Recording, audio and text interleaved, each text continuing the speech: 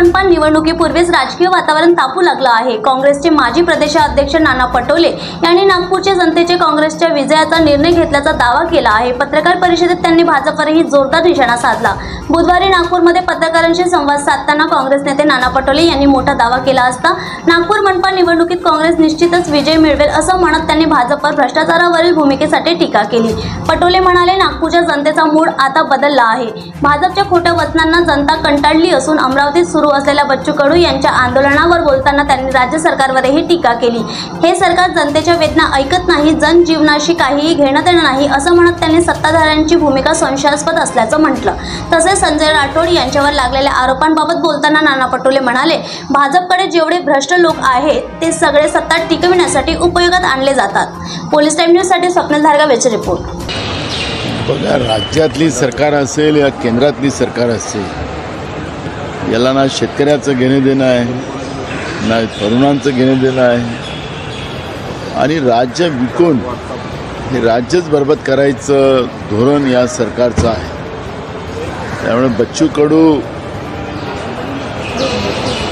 हा विषय त्यांच्यासाठी नाही आहे आणि बच्चू कडू तर त्यांचा अलायन्सच होता, पण बच्चू कडू अलायन्स असताना सुद्धा त्याच्यावर सरकार कुठल्या निर्णयावर जात नसेल तर महाराष्ट्रातली या सरकारची जी मानसिकता आहे ती त्याच्यातून स्पष्ट होते आहे।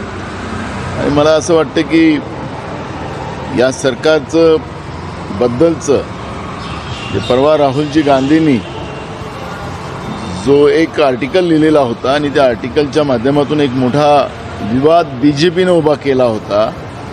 बीजेपीच्या मोठ्या नेत्यापासून तर अंधभक्तापर्यंत त्यांनी त्यांच्यावर ट्रोल केलं। आम्ही निवडणूक आयोगाला प्रश्न विचारले, आज नाही पहिल्या दिवशीपासून आम्ही प्रश्न विचारतो।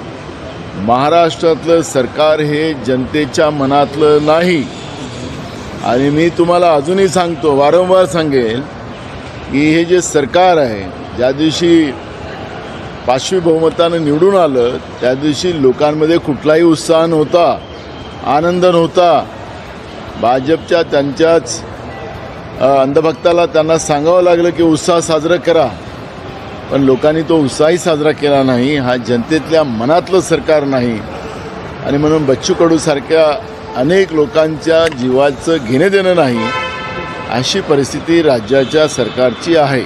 नानाभाऊ, शिवसेना म्हणजे शिंदे गटाच्या शिवसेनेच्या नेत्यांवरच सगळे आरोपांचे बॉम्बगोळे होतात, अनेक आरोप होत आहे। शिरसाट असो किंवा संजय राठोड असो, शिवसेनेच्या नेत्यांवरच आणि मंत्र्यांवरच टार्गेट करण्यात येतं। नाही, राष्ट्रवादीचे धनंजय मुंडे, छगन भुजबळ, शिरसाट, सेनेचे अशा अनेक नेत्यांची नावं घेता येईल। या सरकारमध्ये 3 तिघाडा काम बिघाडा आहे। या सरकारमध्ये कुठलंही एकमत नाही आणि राज्य आर्थिक कसं उभारता येतं, लुटता येतं, यासाठी या तिन्ही पक्षाचे नेते कामाला लागलेले आहेत आणि त्याच्यामुळे एक शिंदे सेनेचा असेल किंवा अजित पवारांचे असतील किंवा भाजपला सेफ करण्याचा जो प्रयत्न केला जातो असं काही नाही, सगळे एकाच माळ्यातले मणी आहेत।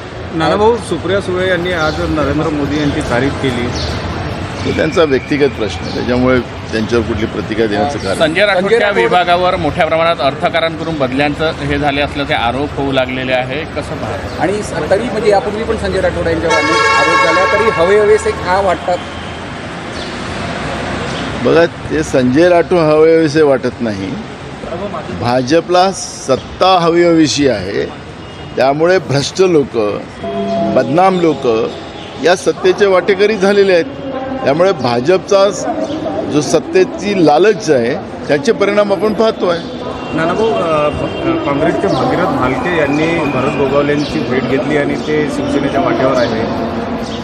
ठीक आहे, तर मला सोलापूर जिल्ह्यात आणि काय चाललेलं आहे त्याची मला माहिती नाही, त्याच्यामुळे आता त्याच्यावर कुठली प्रतिक्रिया देणं चुकीचं ठरेल। ये सवाल है कि लगातार कांग्रेस के जो कार्यकर्ता हैं वो पाला दूसरे पार्टी कहीं ना कहीं जो संगठन जो अभी बना है उसको लेकर नाराजगी है या उसको लेकर समन्वय नहीं बैठ पा रहा है। देखो, मैं अभी मेरे गोंदिया भंडारा जिले में दूध संघ और बैंक के इलेक्शन चल रहे हैं, मैं उसमें हूँ, इसलिए मैं राज्य में संगठन में एक्चुअली क्या चल रहा है, क्योंकि मैं मुंबई भी नहीं जा रहा हूँ, तो मुझे अभी उसकी डिटेल्स नहीं है। उसके लिए मैं पार्टी की जब मीटिंग होगी तब उस पर हम लोग डिस्कस करेंगे। संजय बच्चू कडूच्या आंदोलन अनेक जण समर्थन देत आहे, आपली काय भूमिका असणार आहे त्यांच्या आंदोलनाच्या पार्श्वभूमीवर? आमचे प्रदेश अध्यक्ष या सगळ्या माहितीला, कारण की प्रदेश अध्यक्ष प्रमुख आहे, ते त्याबद्दलचा निर्णय घेतील.